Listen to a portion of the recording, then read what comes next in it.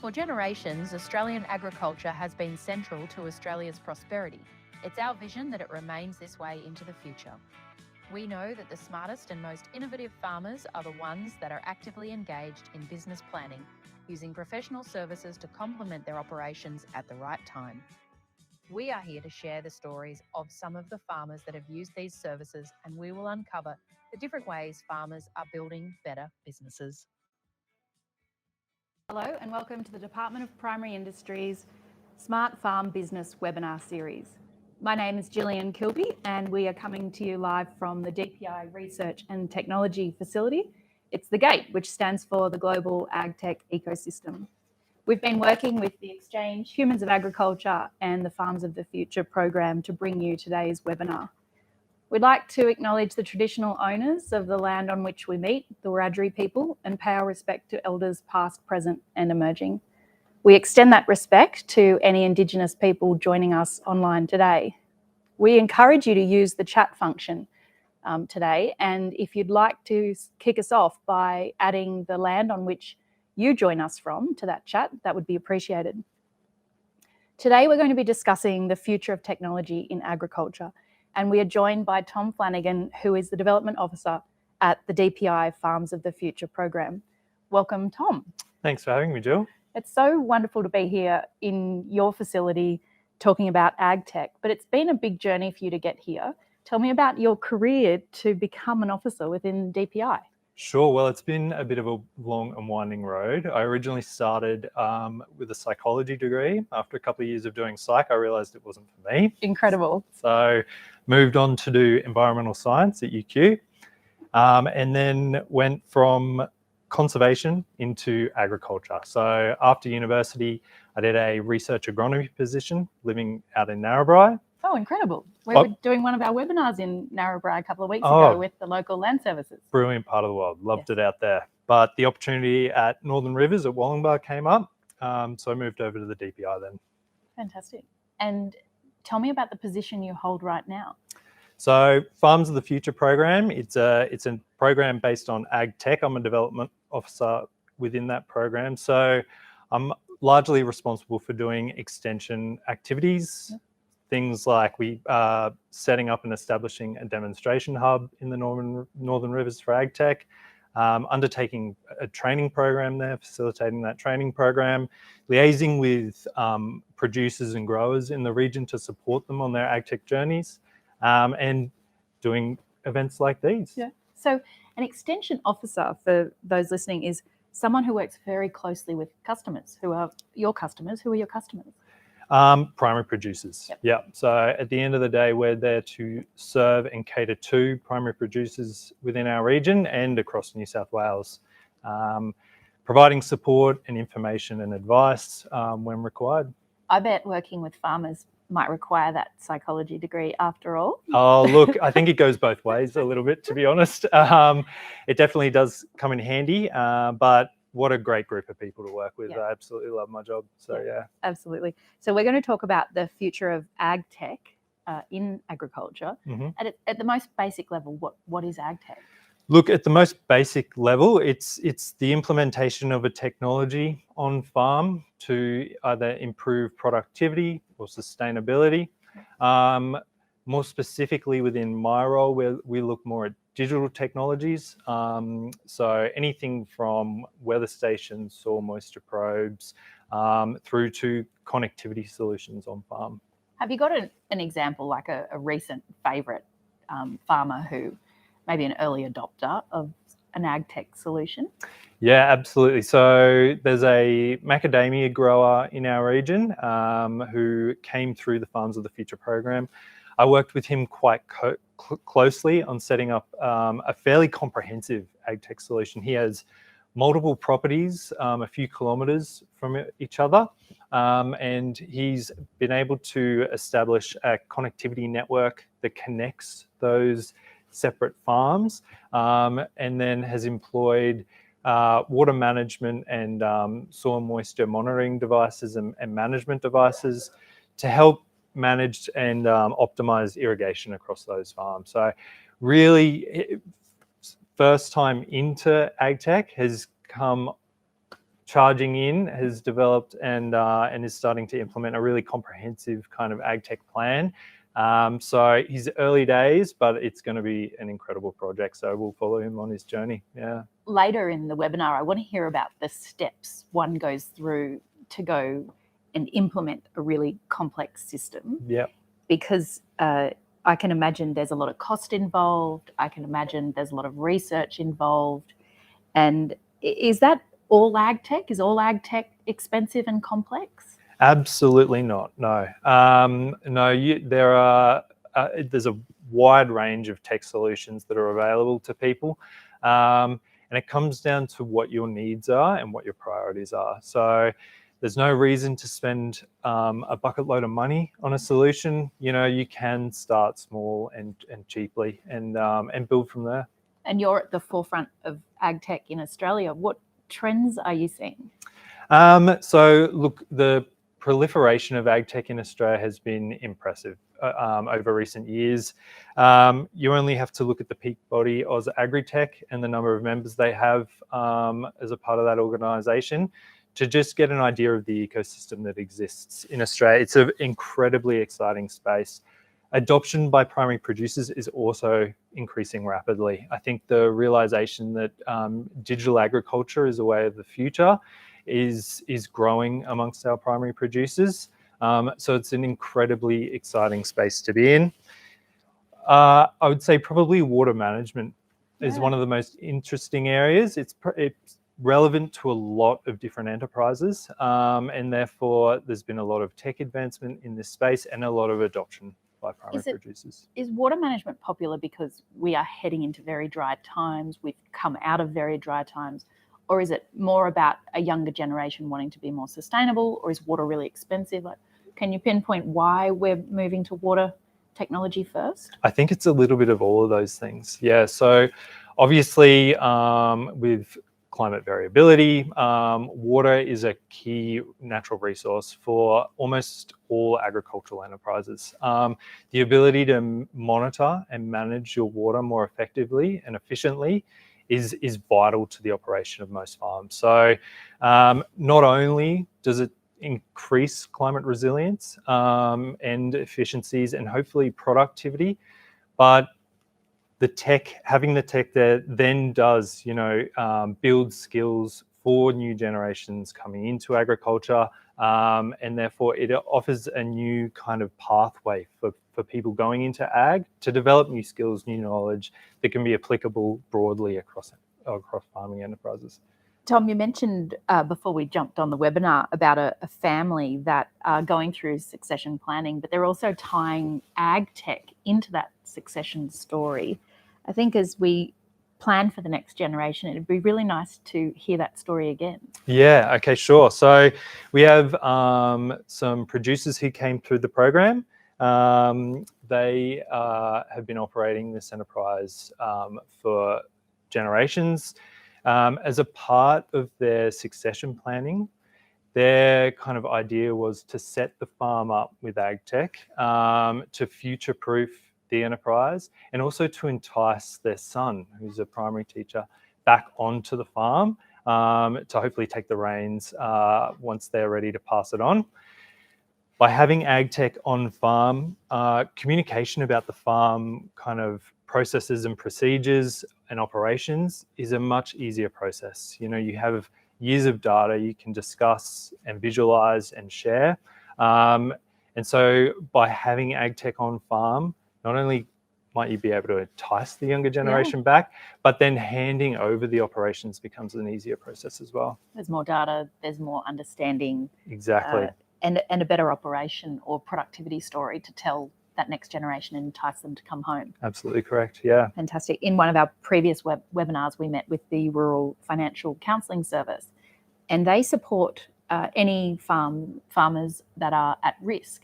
And their definition of at risk is not having, one of their examples of a definition of being at risk is not having a succession plan in place, which would account, in their view, for 60 to 70% of Australian farms being at risk. Right. So it'd be interesting to see how maybe the next generation can speak to succession planning as part of ag tech as opposed to a daunting process that is purely about succession of the estate. Yeah, no, absolutely. Look, I think ag tech does play a part in that succession planning.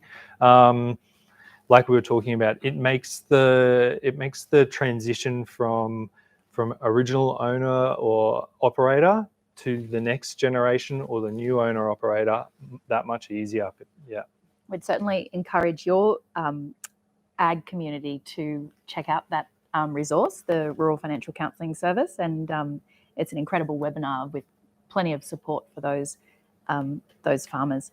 We met a couple of weeks ago with a farmer from the Northern Rivers.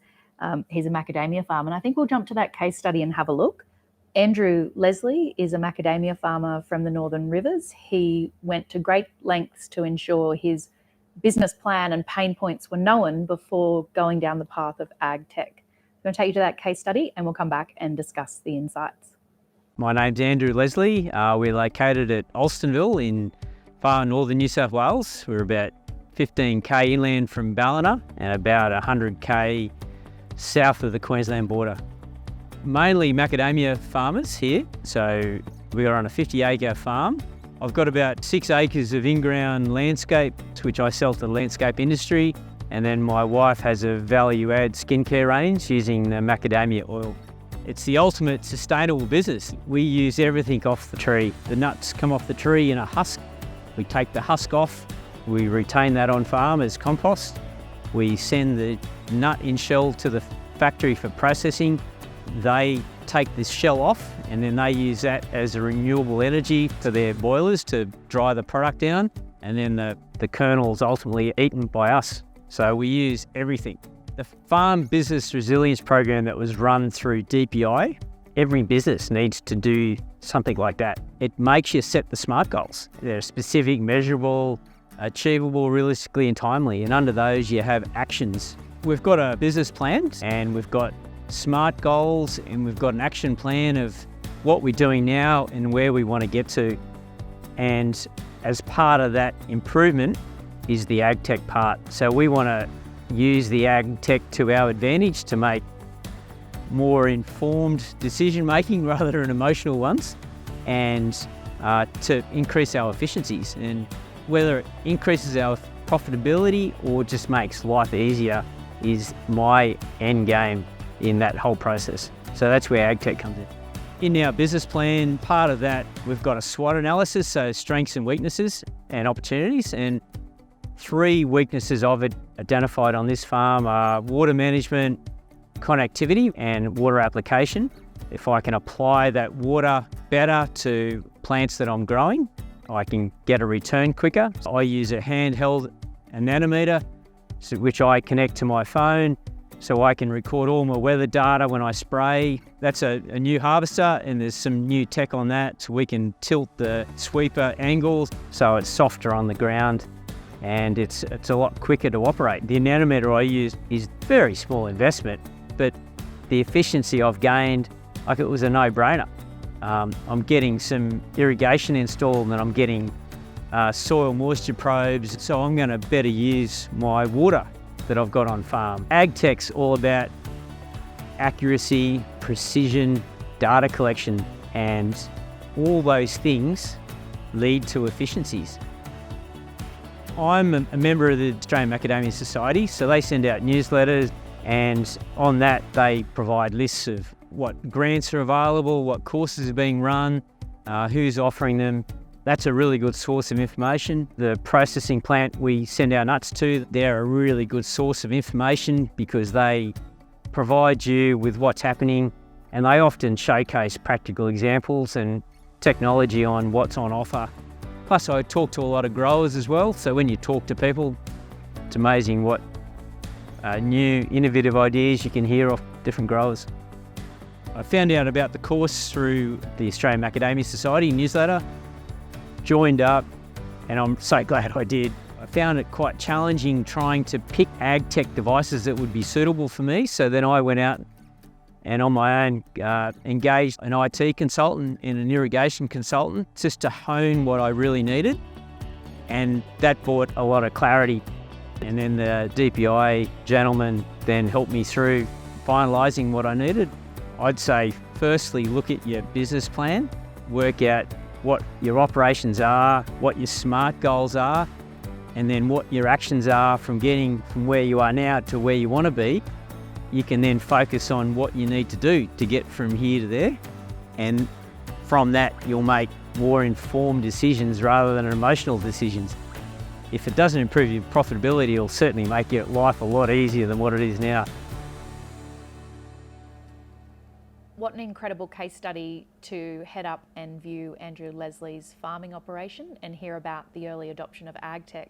What I thought was really interesting, and it ties back to one of our previous webinars on business coaching, where the Farm Business Resilience Program encourages participants to be part of a business coaching program, is the importance he put on business planning. What was your insight, Tom?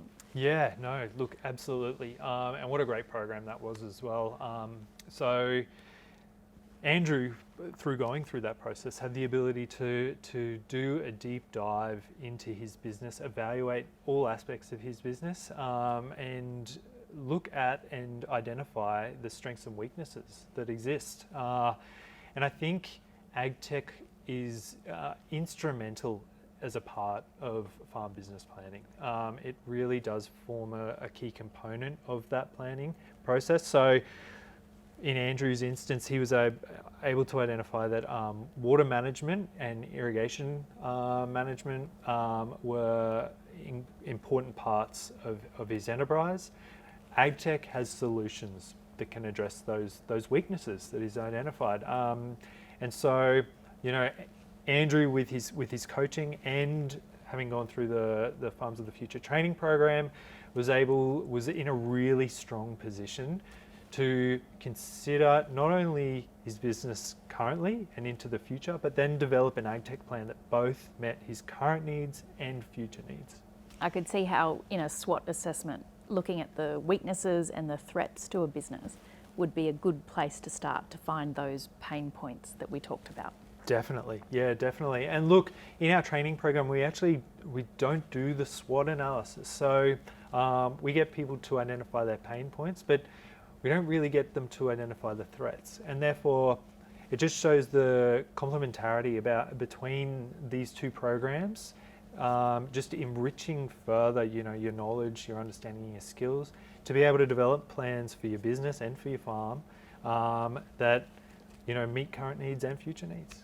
And our audience can check out the Farm Business Coaching Program and the webinar on the DPI website. Andrew Leslie speaks about how they went through a whole business planning process to better understand their pain points before going down the path of adopting AgTech. And Tom, I think it would be good to hear from you about those steps. I'll see if we can jump to one of the slides you prepared to talk about what is the Farm of the Future program. Mm-hmm. Yep. So the Farms of the Future program includes a number of different streams of work. The first major stream of work that we had was our grants program. So unfortunately, the grants program's now completed, but we had that in place to help de-risk investment in AgTech for primary producers.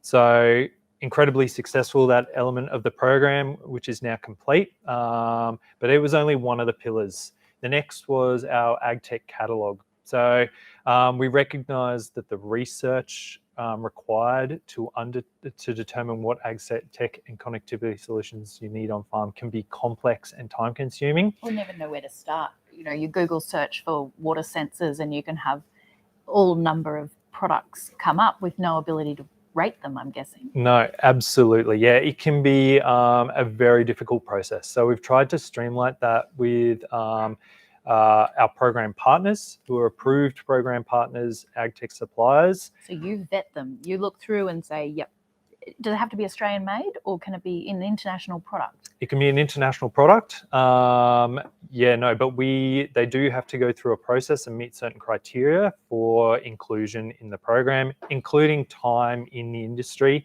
and receiving references from farmers who've used their tech. So we wanted to ensure that, the people that we were kind of including in the program were reputable and reliable for primary producers participating in the program. It's not an easy task to review 1,800 tech solutions and include them in a catalogue.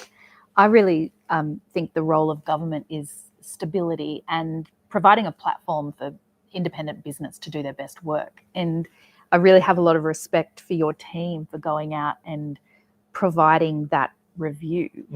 I really think trust of new tech solutions is probably low, and you provide that additional support that people need to say, this is a trusted product, this is something I can use. Absolutely. Look, one of the biggest risks to adoption is a poor user experience of ag tech. So we wanted to do as much as we could to ensure that the products and the suppliers we were partnering with through the program were reputable, trustworthy, and we're going to lead to great outcomes for primary producers coming through. Yeah. Just tell me more about that. You said the psychology of a poor user experience. So you mean if a farmer tries one tech solution and has a poor experience, that'll affect future adoption, or just that one program?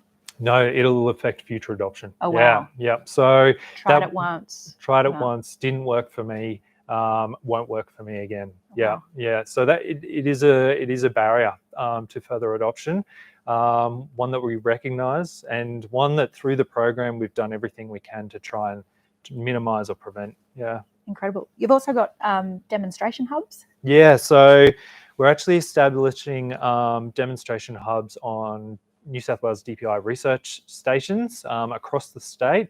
So they're in varying degrees of implementation at the moment. I've implemented a fairly comprehensive one up at Wollongbar in Northern Rivers across 3 of our research farms there. So these will be sites that we can host field days. We can invite growers and producers to come on, have a walk around, see ag tech in action. We're also going to, we have used them in research trials. So there was a recent livestock GPS tracking and remote weighing trial that was undertaken at Wollongbar. So the tech we've implemented was used in that research. And we're also setting up grower and producer collaboration sites. So these are sites where we've established a relationship with a grower or a producer, have come up jointly with ag tech plans that meet their needs, and we've been able to provide ag tech support both practically on the ground and remotely to build solutions to on the ground problems in commercial settings. So how good. Yeah, it's really exciting. Those are currently being implemented now. Again, we want to be able to hold field days there, get other producers and growers from the region out on site, and get those primary producers sharing their stories, providing advice. I think that's more effective than what we can do sometimes as well. Word of mouth is huge. Those research stations are such a valuable asset for the New South Wales government to provide. They're within our communities. They're within a couple of hours drive of most farmers across New South Wales. I remember going as a kid. I just think that shared knowledge across our farming community, which can be quite isolated, heading off down the paddock to do their day jobs. One of the barriers to increasing productivity is simply in the communication of new information. Absolutely. And anything else in the Farms of the Future program that you'd like to highlight from that slide? So the final and one of the biggest pieces of the program is our training program, our ag tech training program. So as a requirement to be eligible for the grant, producers and growers needed to complete our training program. So it was a one-day face-to-face or a self-paced online training program. And with the goal of once the training is complete, farmers are able to develop a monitoring plan for their properties. So this is basically an ag tech plan that addresses challenges or pain points on their properties, considers the connectivity options they require, and then encourages them to go and then research what possible solutions would work for them. I love the combination of one day of training plus a grant from the government, upskilling and being a partner in actually ensuring adoption of tech on farms. We might jump to the second slide, which gives an overview of the Farms of the Future training program. You've had really great results with farmers going through this program. Can you tell me about the 5 components of the Farms of the Future training? Sure, yeah. So 5 main components we get people to run through and consider while developing a monitoring plan. First one is farm description and mapping. So it's really important when considering ag tech solutions on property to have in mind, you know, the topography of your farm. So obviously, a hilly farm can, or a remote farm can affect the connectivity options you can have available to you. Where those black spots may be on farm, where certain tech could be situated. So if you do have connectivity issues, is there a location where a tower might be able to be installed that could have line of sight to a lot of your property? And farm mapping. So this is pivotal for farms. Digital maps nowadays are fairly simple to develop, even if you feel like you have low digital literacy or ability. Things Are like they done by satellite imagery? Is that how they're mapping? yeah, absolutely. Yeah, so things like Google Maps or Google Earth, you can create farm maps on there, and fairly straightforward. Can be updated readily, easily. Can be shared with contractors, workers, people coming on farm. So it forms a really good, and you can map, you know, where your tech is going to be installed, where your infrastructure is, where your power and water availability is. So it forms a really good foundation for them to be able to build an ag tech plan and visualize that plan, map it over time. Yeah. So important. When my mum took over a farm recently, she did a map on a whiteboard on the farm, and everyone who arrives on the farm into the first shed can see all the paddocks, you know, L1, L2, L3, left 1, left 2, left 3. Yeah, nice. All the bands of trees, all the gates, all the water points is all mapped. So very clearly when you arrive, you can see the entire layout in one version. And as a contractor coming onto farm, that visual information is very important. But it also helps with what stock are going where, when, and what's the history of the movement of those stock through the paddocks. Absolutely. And that ability to communicate that readily and efficiently, visually, it makes it so much easier, to communicate those ideas. And look, there's a range of different platforms. There's quite a few in livestock that are pay for service kind of platforms where you can monitor where your stock are. So her whiteboard mapping was 10 years ago, and now it can all be done on your iPhone. It can be done digitally. Yeah, absolutely. So tell us more about the next parts of the Farm of the Future training program.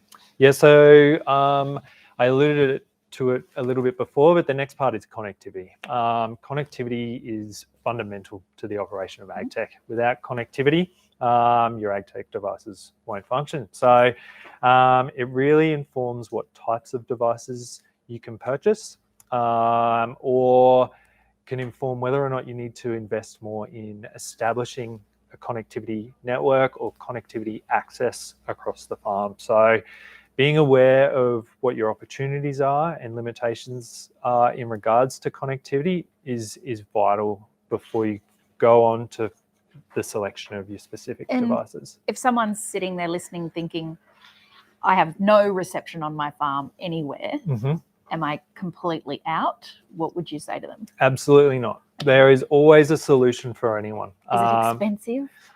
It depends. Okay. It doesn't have to be. So depending on what your ag tech requirements are, what problems do you want to solve on farm? What ag tech is needed to do that? What connectivity do those ag tech solutions need? So don't give up just because there's no bars of service on your phone. Connectivity is simply something we work with. Exactly. Yeah. No, please do not give up. There are always options. And so it's really determining what those options are what your budget is, what's appropriate for your needs, and what's going to, address those pain points or challenges on farm. So, yeah. And what's the next? You mentioned pain points. That's the third step in this process. Yeah.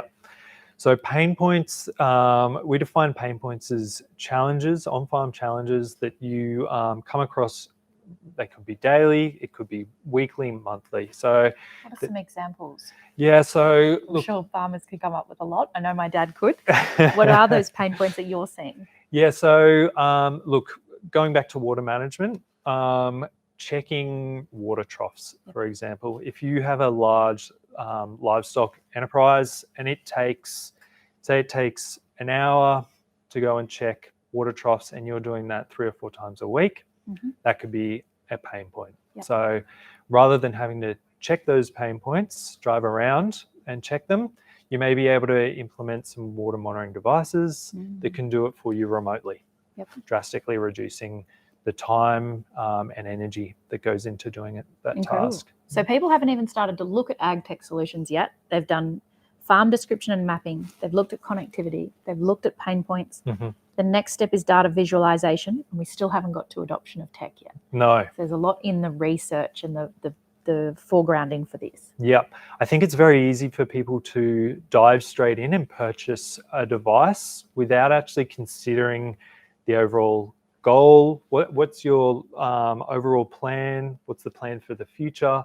All of these things actually inform which device from which supplier you're going to purchase. So from 1800 in the catalogue as well. Yeah. So it's a big decision. Yeah. Okay, so tell us about the last 2 steps, data visualization and ag tech research. Data visualization obviously is pivotal. So this is how we make our decisions and practice changes based on the ag tech and the data that ag tech is producing. So if we go back to the water monitoring example, you may want to receive a notification on your phone telling you that there is a trough that is below 20% full. All right. So if that is what you need, then you need to ensure that the device you're buying gives you that capacity or capability. So you've identified a pain point and you've said the data I want to visualize daily is I want to know when the trough is below 20%, for example. Exactly. Okay. So whatever that data is, you need to ensure that device is going to provide you with that data and that you can visualize it easily and make quick and informed decisions based on the data. And from there, we start our ag tech research. Then we start the research, which Incredible. Is arguably the most important part of all of this. You really need to do your research, do your due diligence, find the device you need, and devices have different sensors. There's lots of different options. Water level sensors, for example, there's a number of different sensors they use, a number of different connectivity options they use, range of different data visualization platforms they use. So do your research. The AgTech catalog is a great place to start. It is by no means comprehensive. There's more out there, but yeah, very important to do your and research. As a participant in Farms of the Future, am I doing the research alone? Am I chatting to you weekly? How does the program support farmers? Yeah, so the farmers coming through the program, we would support them 100% of the way. So generally we'd encourage them to go away, do their planning, come back to us and to have a discussion about what they'd planned. If they were uncertain, we could give them some directions to go and do further research. But then go and speak to your suppliers. They're the ones ultimately selling you the tech. See whether or not they can cater to your needs, address your pain points, whether the support they provide is ongoing, and whether you think that they would be a good partner moving forward on your transition to digital agriculture. Incredible. And as the buyer, you are able to do that due diligence and seek that information from the supplier until you're satisfied you know that is the right solution for you. Definitely. Fantastic.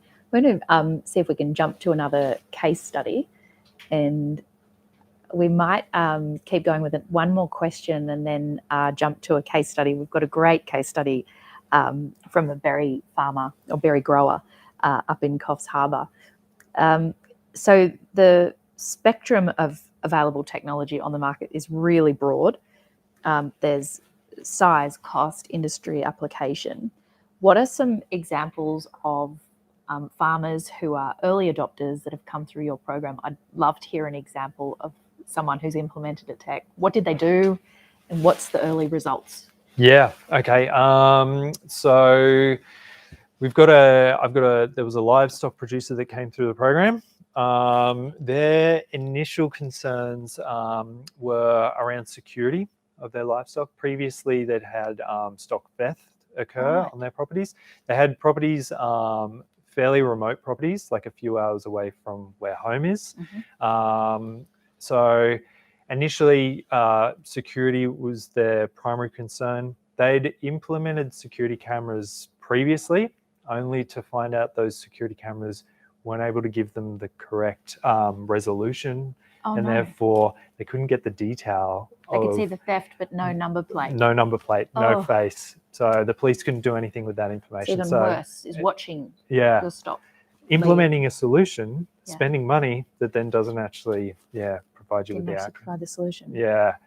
That's it's very sad that happened because they were proactive. And how did the Farms of the Future program help them? So coming through the program, we had a range of suppliers that offer security solutions.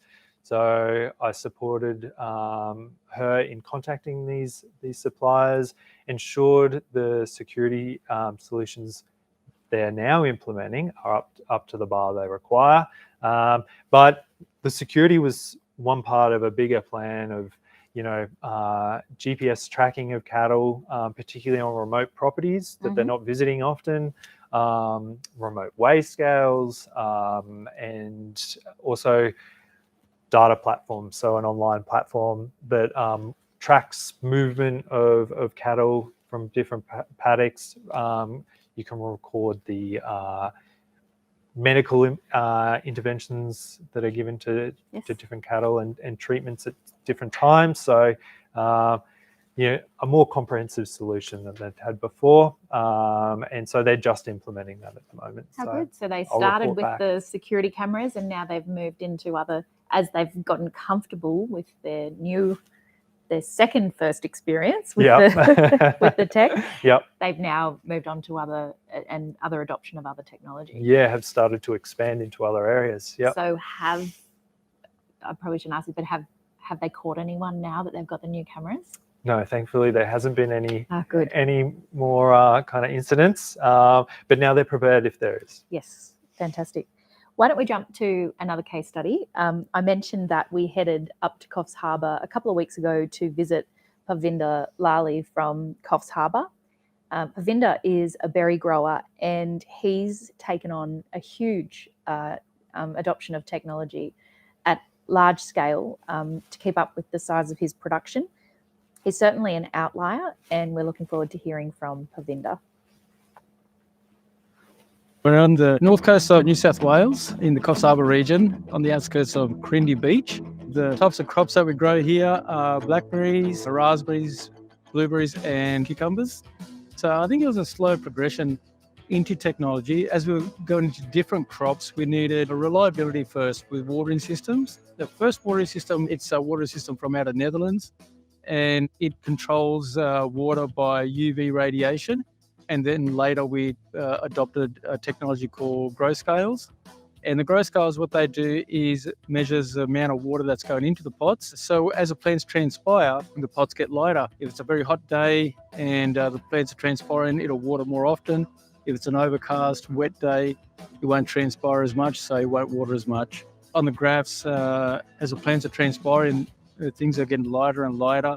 And so we all understand the plant does need water now. The benefits that I see with the grow scales is as the plants need water, it's able to supplement the water. We don't need to be on the farm, worrying about a hot day or a very windy day. But on the other side of that, as the plants don't need water, it's also saving us money and time as it's not watering as much. So the water efficiencies are through the roof. Every plant is a little bit different. It's important for the plant because we need to get a canopy that's heavy enough to produce enough fruit off that canopy. So if those aspects aren't right, if it's too humid and we get too much disease, it could affect the plants. If it's too dry in here, we could get pests in here. The canopy might not build up big enough. And so it's just a balancing act. With our nutrient feeds, we've got big mixing tanks that are automatically agitated every morning and afternoon. We've also got a freshwater tank. And so the nutrient tanks and the freshwater tank will combine with the watering system and push it out to the fields, to our rubus crops.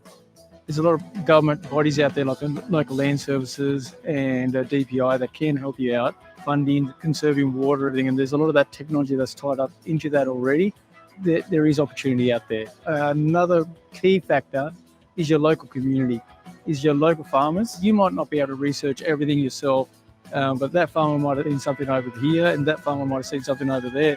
And when you get together, things that come through from the DPI and technology that we've put onto the farm, we'll talk about it, how it's working. Social networking is most important. I'm excited for my kids, to be honest. What we're going to be doing in the next 5 years. We've gone in and had a look at a lot of technology. We know how things work, and using this for other crops and other developments and everything. So I'm pretty excited about that. Agriculture is not like any other business. I think any advice for young people, if you go into it, just take it with both hands and run with it, and don't look back. Yeah. It's wonderful to hear from Parvinder, who has gone a long way to adopting technology. Tell me, Tom, what insights do you have from seeing Parvinder's success in this area? Yeah, so incredible implementation of a quite large and impressive ag tech solution. Obviously, like you mentioned, Parvinder's a bit of an outlier. So this is at the upper end of that spectrum of ag tech adoption and implementation. But I think watching the video, the benefits are quite evident. The savings in and improvements in water efficiency are just not possible any other way, particularly in this kind of horticultural context where hours can make all the difference between having a crop and losing a crop. So although this solution is quite costly, the return on investment once it's up and running is absolutely justifies that investment. Coming from broadacre farming out at Canamble, where I grew up, I was so surprised to walk onto Parvinder's farm and see that all the plants were in pots. And he said that is how we control everything. Yeah. We isolate for any germs or bacteria or any disease. He said we control the inputs, we control the water, the fertilizer. Everything is monitored and controlled, and as a result, his productivity has gone up. And those, he said, the water efficiencies, I think in his words, through the roof. Yeah. And it made such a difference because it allows him to increase his the size of his production. Yeah. And how vastly different from broadacre, Broadacre, you have limited control over all these variables. You're at the mercy of Mother Nature. To protected cropping, where you control the soil, you control the climate, you control the watering. Absolutely every element is controlled. And as a result, with the enabling aspect of ag tech, you can boost productivity incredibly. Now, that's not to say there aren't great benefits on broadacre as well. There absolutely are. There's devices doing yield mapping of while harvesting, which then are those devices fitted to the header or to the satellite? To the header, yeah. So you end up with a heat map showing you where your yields vary across different paddocks, which then can feed into your fertilizing operation. So the next year you might fertilize where the heat map showed a deficit in the yield. Yep. Whereas leave the areas that produced a great yield. Absolutely. So savings on fertilizers, hopefully improvements in yields. And if it's not fertilizer that's the cause of that lower yield in a certain area of the paddock, it gives you the opportunity to go and invest. Why? Why are we seeing lower yields consistently here and not over here? It could be differences in soil type. It gives you options then to go and implement targeted strategies that improve productivity and reduce input costs. That'd make a huge difference of fertilizer application over a 10,000 acre cropping production, or knowing where you can boost your yield by 10% in the following year is incredible. Yep. Yeah, and look, with the input costs going up, the investment in these tech solutions, you do see a return on investment. So, yeah, definitely worth investigating. If there are people with lots of questions, as I have lots of questions, feel free to drop them in the chat and I'll get Tom to answer them. One of the things that I was interesting that Parvinder talked about was the importance of community and how talking to other farmers spreads ideas and able to gain that knowledge. Now, you're working on a community of practice. Can you tell me about that? Yeah, no, happy to. So we're actually launching tomorrow, the Australian National Field Days, the Australian AgTech Community of Practice. So the Australian AgTech Community of Practice is it's a platform for experts across the industry, both from government, private industry, and research and development corporations, to come together to collaborate with one another, to share insights, resources, and coordinate our strategy in improving the adoption of AgTech for Australian growers and producers, with the intent of providing unbiased, independent information for producers and growers to be able to go and educate themselves or upskill regarding AgTech.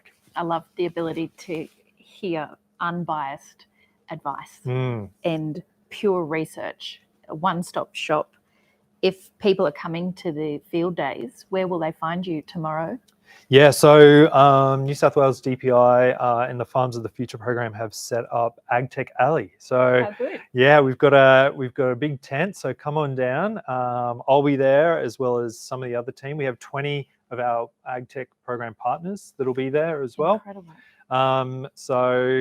And the Australian AgTech Community of Practice will also have a stand there as well. So look, I encourage anyone in the area to come down, come and have a chat to us, come and see what's going on. We've got presentations on Thursday, Friday, and Saturday as well from a range of different people, all AgTech focused. So if you want to come and learn more, the Australian National Field Days on the next 3 days is the place to be. Incredible. We've got a QR code that we'll share on the screen, and that will allow people to get in touch with you, to learn about your development offices and the 5 locations that they are set up across New South Wales. Yep. And also be able to register for your Farms of the Future newsletter. Yep. What do you typically put in the newsletter each week? We try to keep everyone up to date with the activities that the Farms of the Future program are undertaking.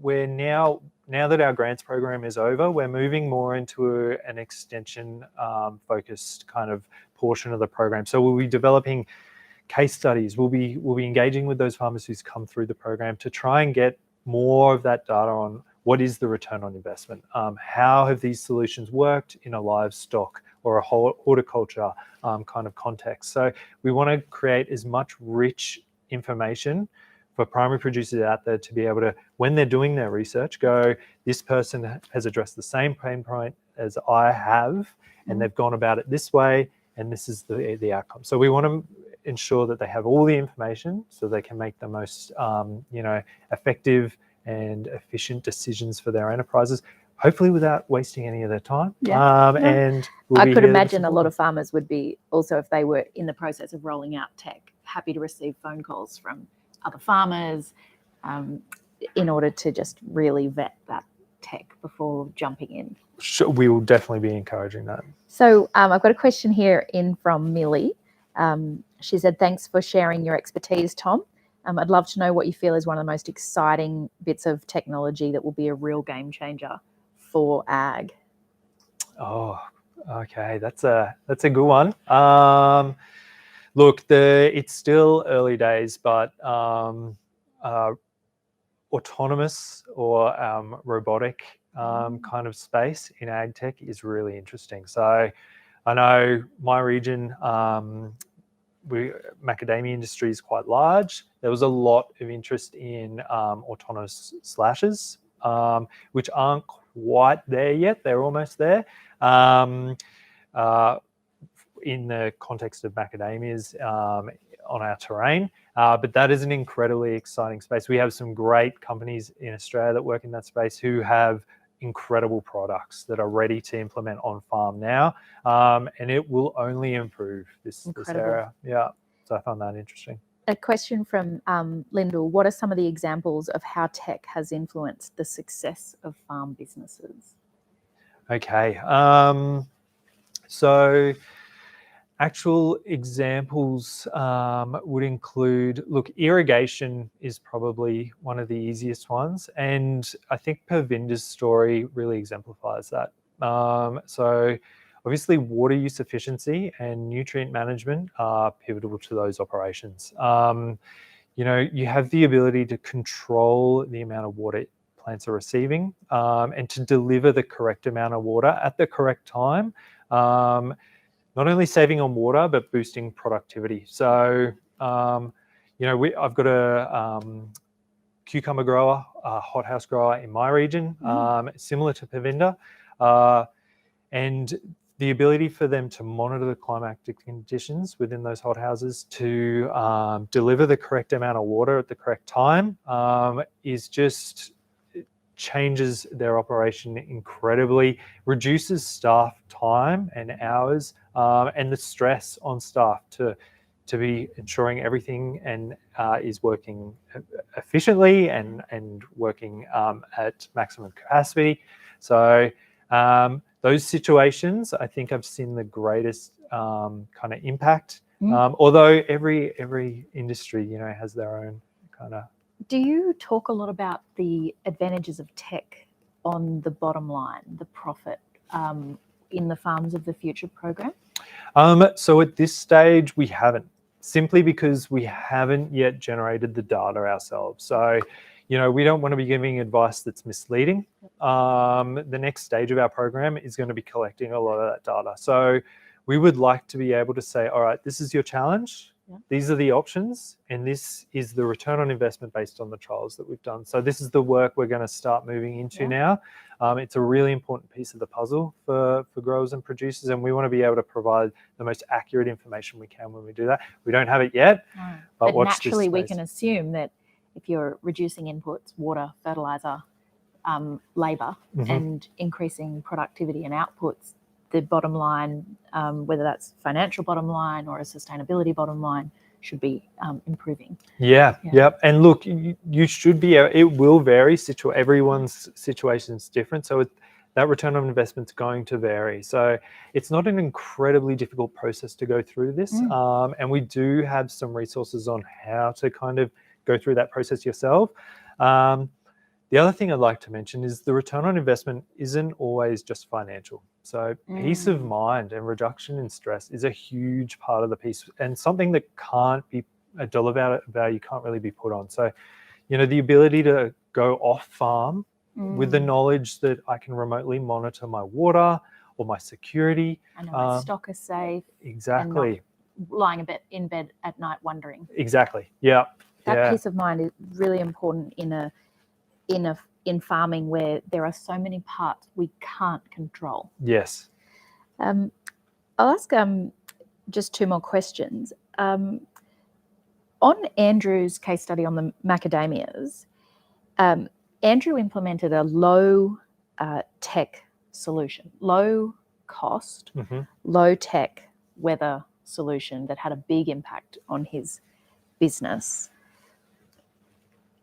Is that recommended for everyone? How did that make such a big impact in his business? Yeah, so he had a handheld anemometer, so a wind gauge basically, and low cost, but with the macadamia industry in our region, we have quite a lot of urban encroachment onto agricultural land, and therefore spraying for them is quite a contentious issue at times, and therefore it's really important for a lot of them to maintain accurate and up-to-date spray records. So for him, that was his first step into agtech. And look, the benefits he realized from that very simple and cost-effective solution has now kind of, I guess, motivated him to investigate further. What else can he move into? And he's developing he's developed and implementing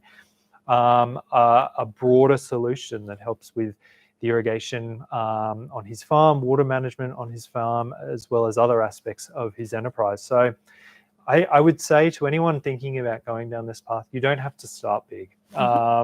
It can become costly if you do attempt to do everything at once. And, like we mentioned before, you may have a negative experience, which then will probably, create barriers to further expansion or improvement. So start small. Start with the pain point. Start with the pain point, prioritize those pain points, figure out what's most important to you. It may be simply installing a weather station. Yes. To begin with, And just want to jump back to the demonstration hubs and the research stations. If someone's listening and they say, I really want to go and see this, do they turn up? Do they book in? What's the process there? Yeah, look, at this stage, I would say get in contact with us. So that QR code will come up soon. Visit the Farms of the Future website.